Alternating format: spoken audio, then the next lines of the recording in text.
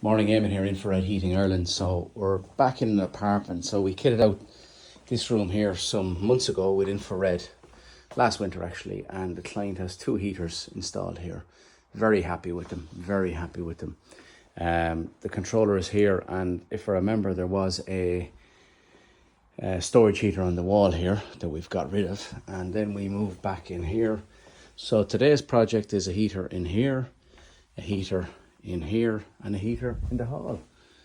So the client is completely moving to infrared heating. So have a look at this now, guys. Have a look at this heater. So you can see here how well it looks.